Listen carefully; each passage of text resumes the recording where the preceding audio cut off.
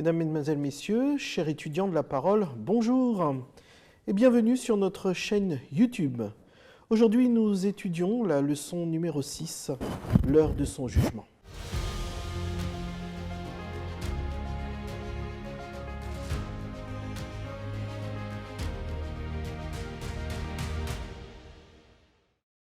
Nous avons la joie d'accueillir sur ce plateau le pasteur Carneva. Bonjour.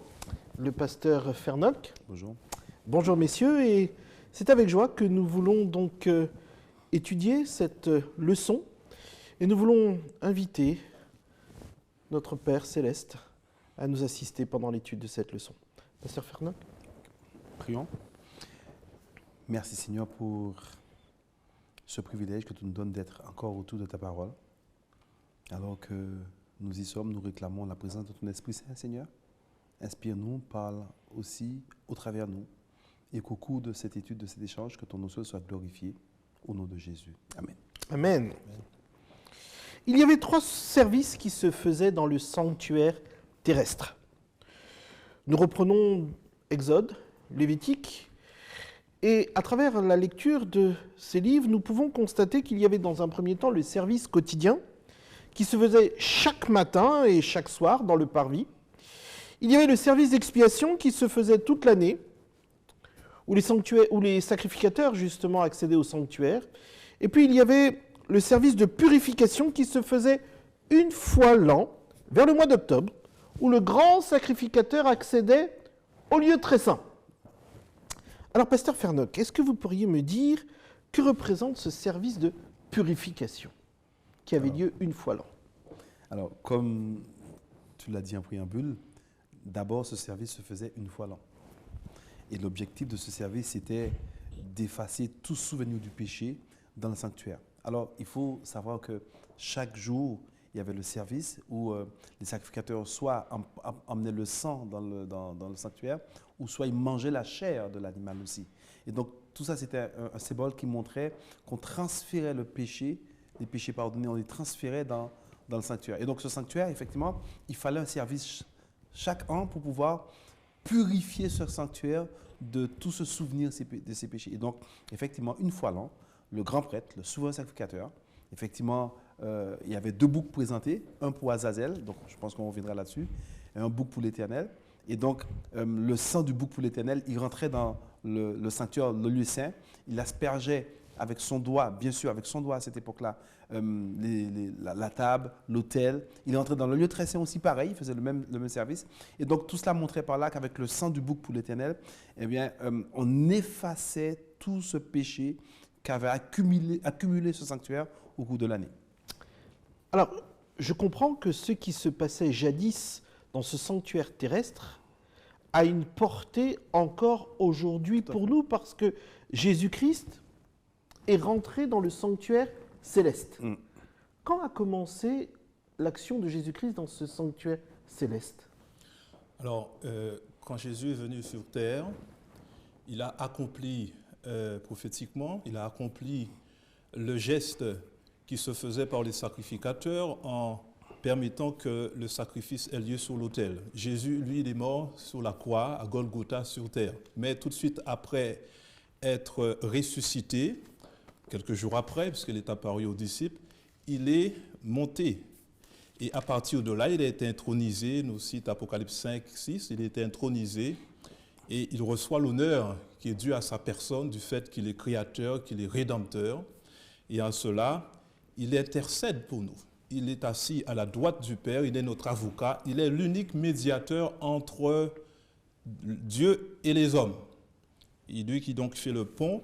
Et à partir de là, toutes nos prières, toutes nos doléances sont présentées au Père au nom de Jésus-Christ qui s'est donné pour nous.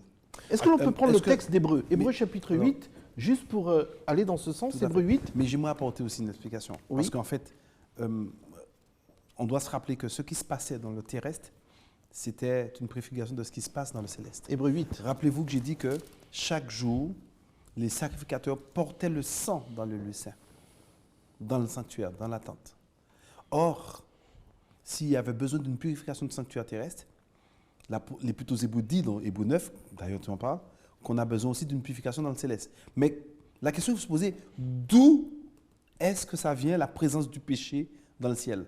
Et là quand tu as parlé de Jésus qui rentre au ciel, l'apôtre Pierre nous dit, Jésus a porté nos péchés. Dans 1 Pierre 2, verset 24, lui qui a porté nos péchés. Il ne dit pas qu'il a détruit nos péchés, il a porté. Et donc, en effet, lorsque Jésus rentre dans le sanctuaire céleste, eh bien, il porte nos péchés. Donc, d'où ce sanctuaire céleste aussi a besoin d'une purification. Alors on peut lire le texte d'Hébreux 8, le versets 4 et 5, qui justement va dans ce sens. Ces services qui se faisaient dans le sanctuaire terrestre sont des ondes de ce qui se passerait dans le véritable, au ciel. Alors, je peux le dire, oui. Oui. S'il était sur la terre, verset 4, s'il était sur la terre, il ne serait pas même sacrificateur, puisque là sont ceux qui présentent les offrandes selon la loi, lesquels célèbrent un culte, image et ombre des choses célestes, selon que Moïse en fut divinement averti lorsqu'il allait construire le tabernacle. Et soin, lui fut-il dit, de faire tout d'après le modèle qui t'a été montré sur la montagne. Je voudrais préciser une chose qui se passait dans le sanctuaire terrestre, au temps où Moïse l'avait institué.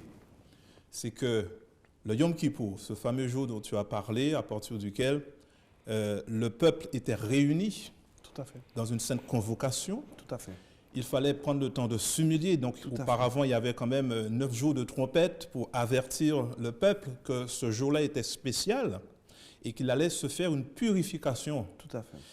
C'est vrai que sitôt que vous confessez vos péchés pendant toute l'année, eh bien, vous êtes pardonné. Et c'est ce que représente l'exercice qui se produisait dans la première partie du temple, le lieu saint.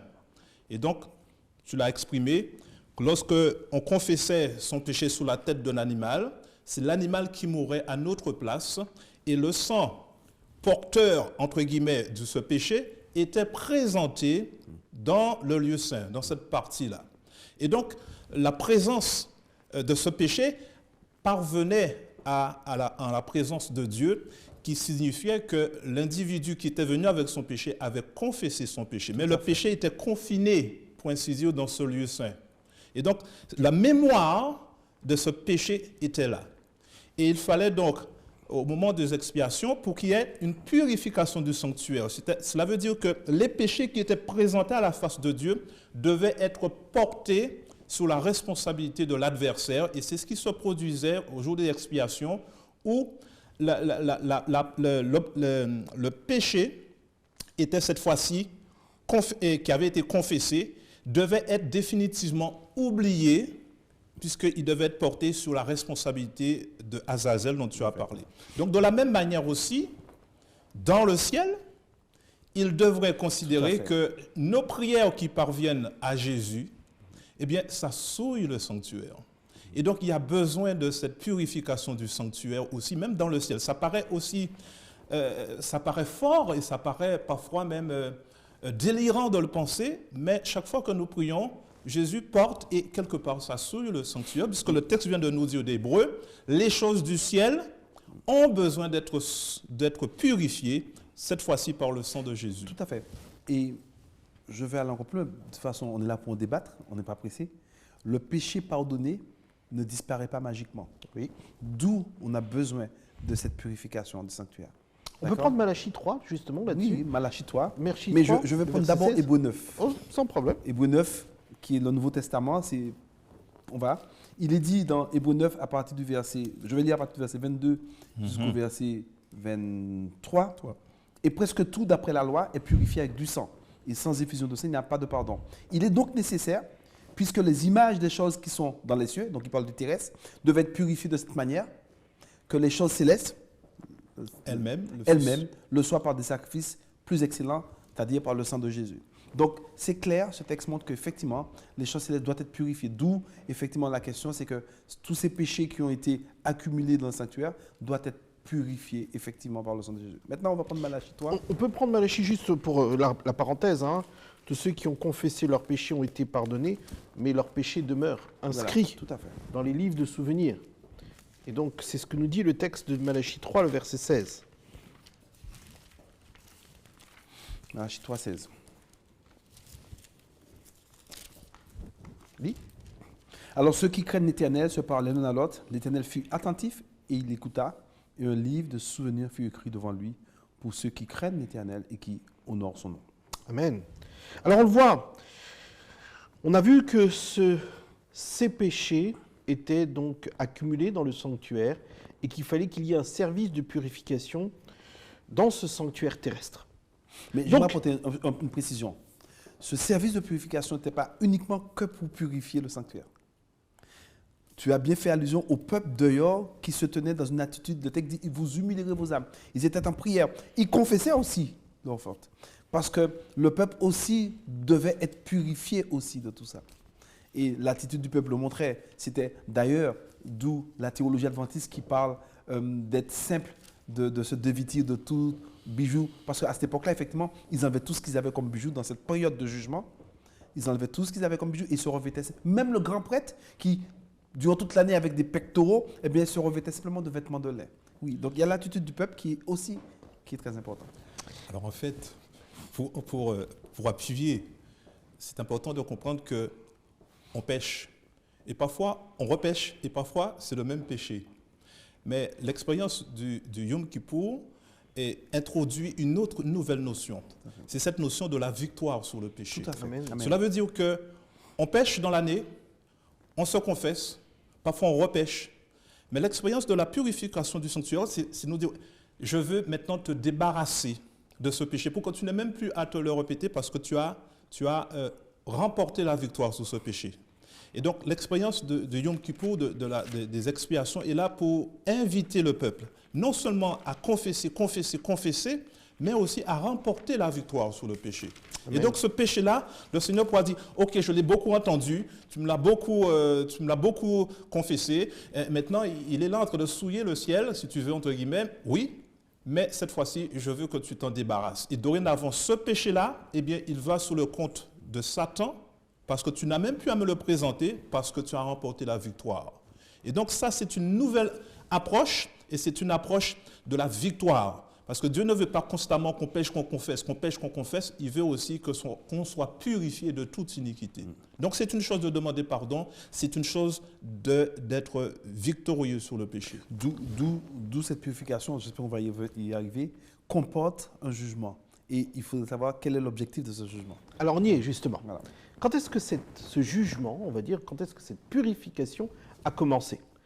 On se base sur le texte de Daniel chapitre 8, verset 14, où il nous est dit « Et il me dit 2300 soirs et matins, puis le sanctuaire sera purifié. » Lorsque je prends ce texte, je suis en droit de me poser la question, les 2300 jours dont il est fait mention commencent quand ? Quel est le point de départ de la vision ? Alors, parce que ce n'est pas mentionné là dans Daniel 8. Alors, comment est-ce que l'on peut l'interpréter ? D'abord, je vais essayer de prendre méthodiquement ce chapitre 8 de Daniel. Daniel a une vision. Au chapitre 8, verset 1, il dit « J'ai une vision ». Déjà, il faut voir que lorsque Daniel parle de la vision qu'il a, lorsqu'il parle de la totalité de vision du chapitre 8, il prend un mot en hébreu, le hazon, pour montrer qu'il parle de la totalité de la vision. Et dans cette vision, il voit effectivement ce temps-là, cette période de 2300 soirs et matin. Il eut un soir et un matin, bien sûr, sur un jour. Tu as bien fait de dire 2300 jours.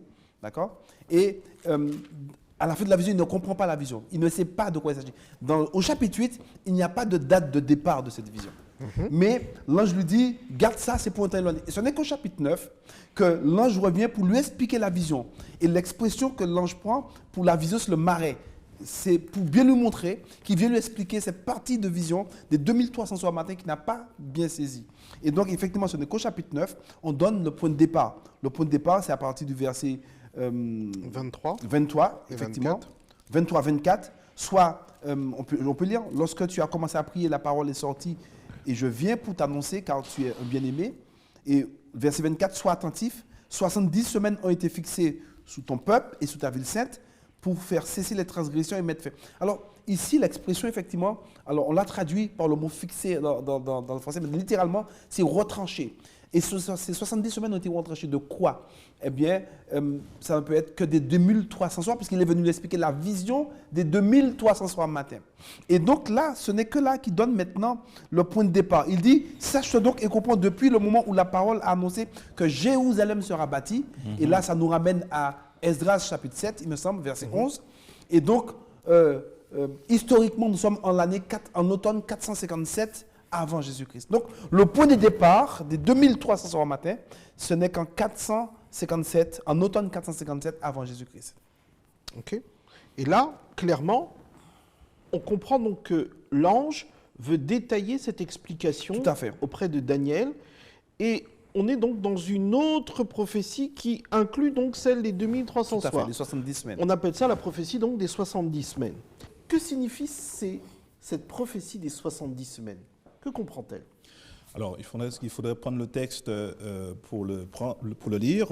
Nous sommes dans Daniel chapitre 9, verset 24. 70 semaines ont été fixées. Donc, soit bien précisé qu'il s'agit d'un terme qui signifie retrancher, donc retrancher d'un tas, c'est donc les fameux 2300 jours. D'ailleurs, si on devrait faire 2300 moins 457, on trouve sur 1846, et comme il n'y a pas d'année zéro, donc 1847. Donc, 1844, pardon, c'est ce que ça va faire. Et donc, nous pouvons comprendre que 1844, c'est le temps de cette purification du sanctuaire. Et comme il n'y a plus de sanctuaire depuis que Jésus est remonté au ciel, il n'y a plus de sanctuaire terrestre. Le seul sanctuaire auquel cela puisse correspondre, c'est le sanctuaire qui est dans le ciel.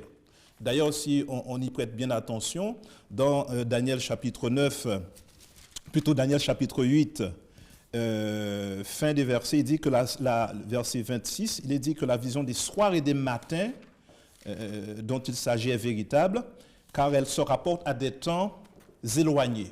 Au temps de Daniel, nous sommes déjà au 7e siècle avant Jésus-Christ, et donc il est évident que ce n'est pas quelque chose qui concerne les années qui devaient suivre la vie de Daniel. Donc ça se rapporte pour lui à des temps éloignés, et donc il ne faut pas considérer qu'il s'agit des jours littéraux. Selon la nomenclature biblique, s'agissant de parcours prophétiques, Deutéronome 14, Ézéchiel 4, il est question d'un jour pour une année. Donc, nous pouvons comprendre, et avec bon nombre de commentateurs, et je veux citer juste un commentateur chrétien, scientifique, Isaac Newton, qui était un chrétien, et qui a aussi compris très clairement cette prophétie. Bien, il s'agit maintenant de considérer que la période des 70 semaines, qu'est-ce qui se passe? Le texte va dire que concernant le peuple juif, cette période va fixer le temps de départ de la prophétie des 2300 jours. Mais dans cette période de temps, il doit se passer des choses. Et c'est là-dessus peut-être que se porte ta question. Oui. Et il est dit, et c'est là où on lit le texte avec attention, sur ton peuple, donc il s'agit ici sur ta ville sainte, on comprend bien qu'il s'agit de Jérusalem, donc du peuple juif, d'accord, pour faire cesser les transgressions et mettre fin au péché. Donc, un temps fixé pour le juif, mais aussi en même temps, autre chose de plus large, il est dit pour faire cesser les transgressions et mettre fin au péché, pour expier l'iniquité et amener la justice éternelle.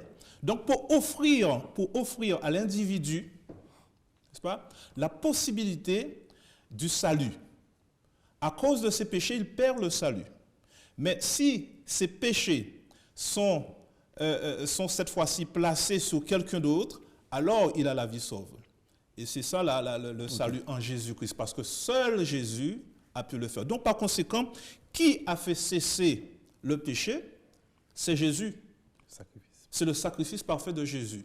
Par conséquent, cette période de 70 semaines, autrement dit 70 fois 7, 70 semaines dans une semaine et 7 jours, 70 fois 7, nous avons dit que nous sommes dans un calcul prophétique.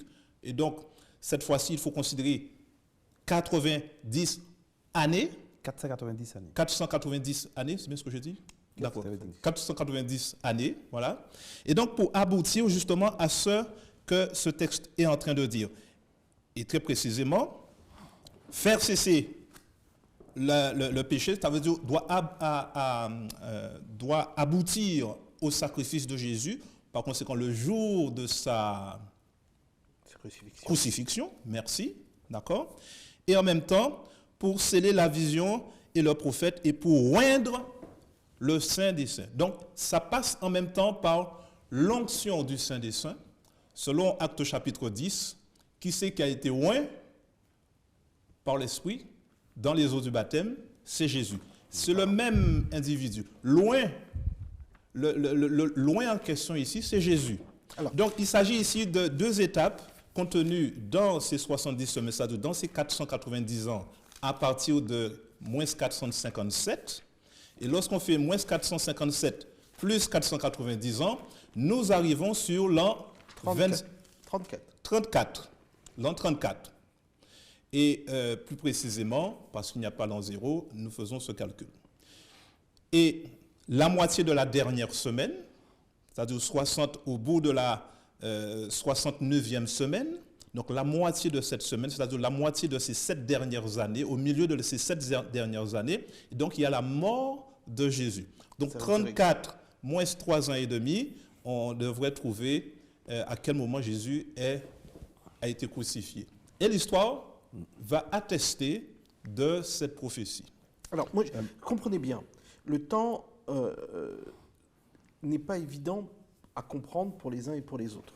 Donc, pourquoi est-il significatif que la mort de Jésus, révélée dans Daniel chapitre 9, d'accord, soit directement liée au jugement de Daniel chapitre 8, 14 ? Quel est le lien entre ces deux événements ? Il faut savoir que la purification du sanctuaire et l'instruction du jugement que comprend cette purification est, dans un premier temps, uniquement pour ceux et celles qui se sont mis au bénéfice du sang de Jésus-Christ. Ce jugement qui a lieu est pour uniquement ceux et celles qui ont accepté Jésus. Parce que, comme tu l'as si bien expliqué, seuls ceux qui confessent leur faute, eh bien, si leur nom va être examiné, en fait. Et donc, le lien qu'il y a, c'est que cette purification et ce jugement, l'objectif de ce jugement, comme nous dit Daniel 7, a comme objectif de blanchir totalement les enfants de Dieu. D'ailleurs, Daniel dit, le but, c'est de donner droit au sein du Très-Haut. Daniel 7, il me semble. C'est ça? D'accord? Donc, ce que je veux dire par rapport à ce jugement, à cette purification qui comprend un jugement, et c'est une bonne nouvelle pour nous, et je voudrais prendre le temps de l'expliquer. Le jugement qui a lieu, cette instruction de jugement qui a commencé aujourd'hui, eh bien, Dieu le met au bénéfice de ses enfants. Le terme jugement n'a pas forcément une connotation négative. Un jugement peut être là aussi pour acquitter. Et l'objectif de Dieu dans ce jugement, c'est d'acquitter totalement ses enfants. Alors, on peut me poser la question, mais est-ce que Dieu a besoin de jugement pour acquitter ses enfants? Non. Il faut savoir que c'est Dieu qui est jugé. En fait, qui est à la barre, qui est condamné, qui Satan condamne, c'est Dieu. Dieu doit montrer à l'univers qu'il est juste, et tout en justifiant ses serviteurs, tout en justifiant ses enfants. Et donc, lorsque l'ennemi vient réclamer un des serviteurs de Dieu, nous avons l'exemple dans Zacharie chapitre 3 du souverain sacrificateur Josué, eh bien, Dieu consulte les livres, il réclame Olivier, eh bien, on voit à côté du nom d'Olivier pardonner, alors le Seigneur Jésus, effectivement, peut librement justifier Olivier. Et donc, le but du jugement ici, c'est pour poser un verdict favorable, je dis bien un verdict favorable sur les enfants de Dieu. Et j'aimerais dire, le juge dans ce jugement, l'avocat, c'est Jésus. C'est celui que Paul nous dit dans l'Épître aux Romains chapitre 5, que alors que nous étions ennemis, il est mort pour nous. Donc, à mon avis, dans un jugement terrestre, il est impossible de perdre un tel procès en ayant le juge et l'avocat de son côté. Dans un jugement céleste, la seule manière de perdre un tel procès, c'est de mettre de côté l'avocat, n'est-ce pas? Donc j'aimerais dire aux enfants de Dieu que l'instruction du jugement qui a commencé et qui commence par le peuple de Dieu a comme objectif de poser un verdict favorable sur les enfants de Dieu. Alors, je vous entends, mais comprenez bien, on a bien dit que les 2300 soirs et matins, cette prophétie marquait le début de la purification. Tout à fait. Qui comprend un jugement. Mais justement, quel est le lien entre purification et jugement? Je ne comprends pas. Alors, je voulais dire deux choses par rapport à cela. Par rapport à ce que j'ai évoqué dans la fresque des dates, ce n'est pas étonnant que Dieu ait choisi aussi cette période pour intégrer aussi cette période des 70 semaines, cette période de 2300 soirs, pour intégrer Jésus, le sacrifice de Jésus dedans. Donc c'est dans cette première période. Il y a la première période des 2300 jours concerne les 70 semaines. Donc c'est la première partie de cette prophétie. Et tu l'as bien dit, ça concerne le sacrifice de Jésus. Ceux pour qui, eh bien, le jugement va être favorable. Ceux pour qui ont accepté Jésus, le jugement va leur être, le jugement va leur être favorable. Ce sera un jugement qui sera quelque part le salut. D'accord ?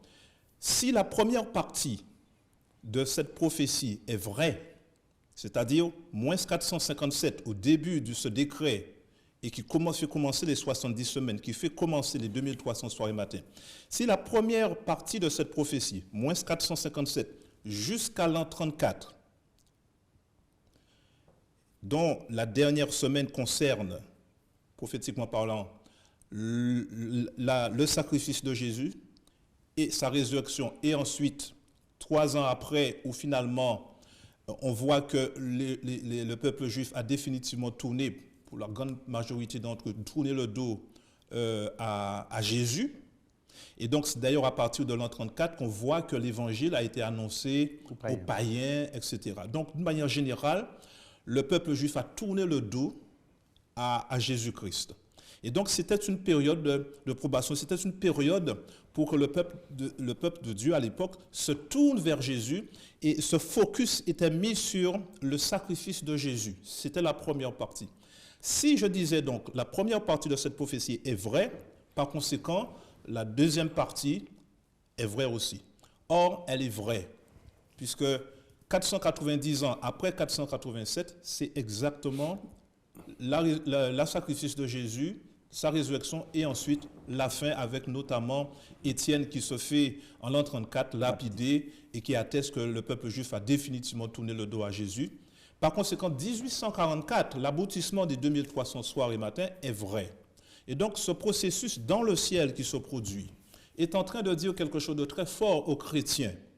C'est que dorénavant, dans le lieu très saint où le souverain sacrificateur entre, Jésus, lui, dans le ciel, fait l'expiation pour ceux qui le suivent dans le lieu très saint. Il est vrai qu'il y a un texte dans Hébreu qui crée de la confusion. Parce que dans un texte d'Hébreu, Hébreu 9, 23, il est dit que Jésus est entré une fois pour toutes dans le lieu très saint. Ça, c'est une traduction française, mais le texte hébreu ne le dit pas. Jésus est entré dans les lieux saints. D'accord ? Et beaucoup ont considéré qu'une fois que Jésus était ressuscité et qu'il est monté dans le ciel, il est monté tout de suite dans le lieu très saint. Ce qui n'est pas le cas du tout. La purification du sanctuaire se fait à un autre moment que l'entrée dans le sanctuaire, comme c'était dans le cas pour le sanctuaire terrestre. Donc, depuis 1844, Jésus intercède cette fois-ci sous le couvercle de l'arche de l'Alliance dans le lieu très saint. Et donc, cela veut dire que tous ceux qui reconnaissent les péchés, tous ceux qui confessent les 10 commandements, s'ils ont un temps soit peu désobéi à un commandement, mais qu'ils reconnaissent la portée, eh bien, ces personnes-là sont pardonnées par Dieu. Donc, la purification correspond à quoi? Parce que c'est un terme juridique, la notion de purification. Ça veut dire que tu es reconnu indemne de péché. La purification, c'est le pardon du péché. C'est d'abord la reconnaissance de la loi de Dieu et ensuite le pardon du péché.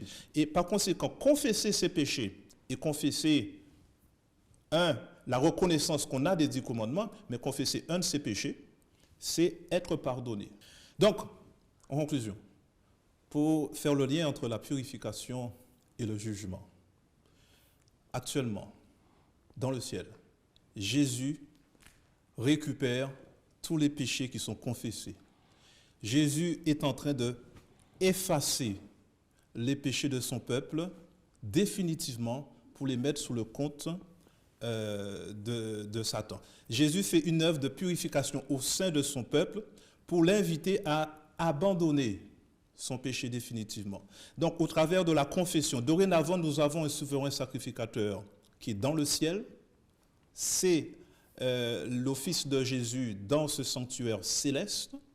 Et cette œuvre qu'il a commencé à faire depuis 1844, cela, il le fait en vertu de son sacrifice n'est-ce pas? Il le fait en vertu du fait que Jésus a remporté la victoire lui-même sur le péché et il nous donne la possibilité de remporter la victoire aussi sur notre péché aujourd'hui. Donc, il est évident que dès lors que nous avons la victoire, et cela est possible grâce à Jésus, eh bien, le jugement nous est favorable. Merci. Donc, j'entends que cette instruction de jugement a commencé en 1844, mais si on fait le lien avec tout ce que l'on a vu depuis le départ, tout ce qui nous est enseigné dans le livre des Lévitiques, avec toute cette portée d'encore pour nous aujourd'hui, mais pratiquement, qu'est-ce que cela nous enseigne? Ok. Alors, comme je l'ai expliqué tout à l'heure, pratiquement, dans un premier temps, il faut qu'on soit pleinement convaincu que cette instruction du jugement commence pour les enfants de Dieu. Alors, il y a le texte dans la Bible, dans 1 Pierre, c'est ça? 1 Pierre 4, 17 qui dit « Or, c'est par nous que commence, par la maison de Dieu que commence le jugement. » Donc, et je le répète, je disais que c'est une bonne nouvelle. Ce jugement commence par la maison de Dieu, pour les enfants de Dieu, parce que, comme tu l'as bien expliqué, l'objectif de Dieu dans ce jugement, c'est de poser un verdict favorable sur ses enfants. Tous ceux qui confessent leur péché d'abord. Il faut les confesser, d'accord? En fait, c'est un peu ce qui s'est passé avec, dans Zacharie chapitre 3, avec le souverain sacrificateur Josué, où le diable le réclamait. Josué qui était souverain sacrificateur, avec des vêtements sales. Donc, souverain sacrificateur veut dire un homme de Dieu, n'est-ce pas? Mais ses vêtements étaient quand même sales. Et il le réclamait. Symbole de son il péché. disait à Dieu, si lui il rentre dans le ciel, je veux rentrer aussi. Mais Jésus va justifier cet homme, il va lui enlever ses vêtements sales, il va le revêtir de sa robe de justice. En fait, l'objectif de ce jugement, c'est que lorsque le diable vient nous réclamer, alors Dieu regarde dans les livres et il voit que nos péchés sont confessés, pardonnés. Alors, à ce moment-là, le Seigneur nous justifie aux yeux de l'univers. D'ailleurs, l'Apocalypse dit que l'univers pourra dire tes jugements sont justes. Et que le diable, à ce moment-là, Dieu dit au diable, mais enlève tes mains sales sous mon fils et sous ma fille. Donc, ce qu'il faut retenir dans cette instruction de jugement de manière pratique, parce que trop de personnes sont en train de faire peur à certaines personnes avec ça, c'est une bonne nouvelle. L'objectif de Dieu, c'est de poser un verdict favorable, de une. Deuxièmement, il faut surtout se rappeler que le personnage central de ce jugement, c'est Jésus. La Bible nous dit que Dieu a établi Jésus juge des vivants et des morts, dans Actes des Apôtres. Mais la Bible nous dit aussi que c'est Jésus notre avocat. Il est juge et avocat. Et je le répète, il nous défend, en même temps il nous juge. Donc, celui qui a payé de sa vie très cher pour nous, alors que nous étions encore ennemis, serait-il moins enclin à nous faire grâce au jour du jugement? Non. Donc, je le répète, pour moi, c'est le message de l'instruction du jugement. Dieu qui instruit ce jugement, Jésus qui l'instruit en tant que juge et avocat, et que son objectif, c'est de poser un verdict favorable sur moi, sur vous, sur chaque personne. Merci. À la fin du service, le peuple attendait, c'est vrai, la sortie du souverain sacrificateur du sanctuaire. Et je pense aussi que la bonne nouvelle que l'on peut dire à nos auditeurs, c'est que nous aussi, nous attendons le retour de Jésus-Christ parce qu'il sort du sanctuaire et notre Sauveur vient bientôt. Bonne étude à tous et que la paix de Dieu soit sur vous tous. Merci.